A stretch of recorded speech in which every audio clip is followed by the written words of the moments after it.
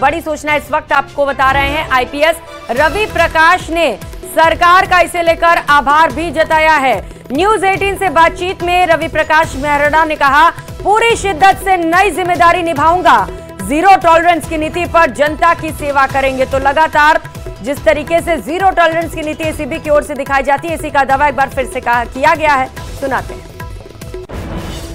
1990 batch के IPS अधिकारी doctor Ravi Prakash Mehrada को सरकार ने बड़ी जिम्मेदारी दी है, उन्हें एसीबी का डीजी बनाया गया है।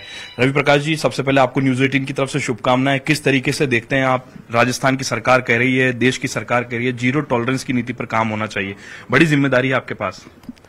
धन्यवाद। देखिए, अभी तो मैंने ज्वाइन नहीं किया है, इसलिए ज्यादा नहीं बोल पाऊंगा, लेकिन आपके माध्यम से मैं राज्य सरकार का आभार व्यक्त करना चाहूंगा कि उन्होंने मुझे ये बड़ी जिम्मेदारी दी है और राज्य सरकार की जो जीरो टॉलरेंस की पॉलिसी है भ्रष्टाचार के खिलाफ, उस पर पूरा अमल करने की कोशिश करेंगे और एक बार ज्वाइन करने के बाद फिर किस तरह से काम को आगे बढ़ाना है, क्या करना है, ये बाद में तय होगा। सर, 1990 से लगातार आप राजस्थान को सेवाएं दे रहे हैं, एक बड़ा अनुभव है, साथ साथ में आपके पास में राजस्थान में आधुनिक जो क्राइम है साइबर, उसकी जिम्मेदारी को आपने बखूबी निभाया।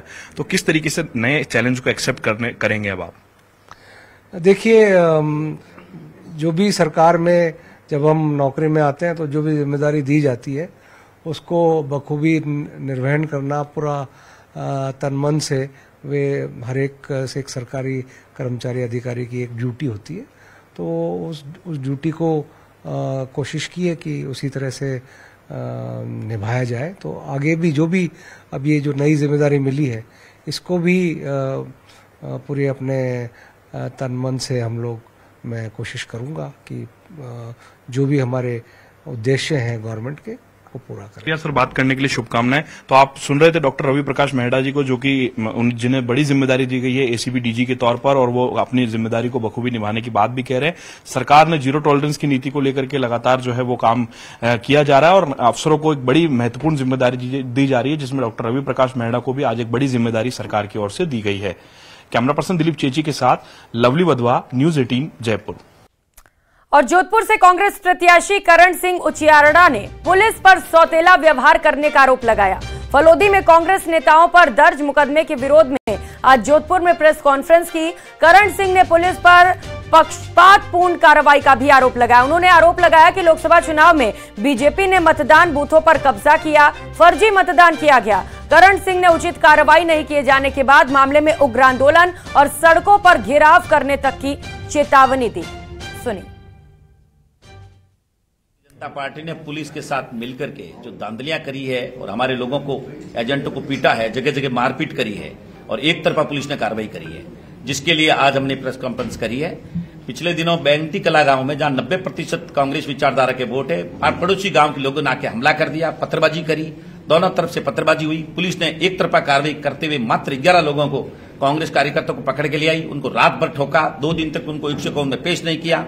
और जब हमने जाकर के एसपी से बात करी तो हमसे और धरना दिया, तो उन्होंने समझौता किया कि हम अब आपका इसका अरेस्ट नहीं करेंगे और हम लोग जांच करके अरेस्ट करेंगे। हमारी तरफ से एफआईआर दी गई, उसको दर्ज नहीं करी, उन्होंने कहा दर्ज कर देंगे। जिस पुलिसकर्मियों ने ठोका और कुछ कार्यकर्ताओं के नाखून उखाड़ दिए, उनको कहा गया कि हम इसको लाइन हाजिर कर देंगे। पुलिस वादा करके मुकर गई है और हम इसलिए आपके बीच में वापस आए हैं। और यहाँ पे जो बीजेस का घटना है, बीजेस वाली घटना, उसमें भी पुलिस ने अभी तक कुछ कार्रवाई करी नहीं है।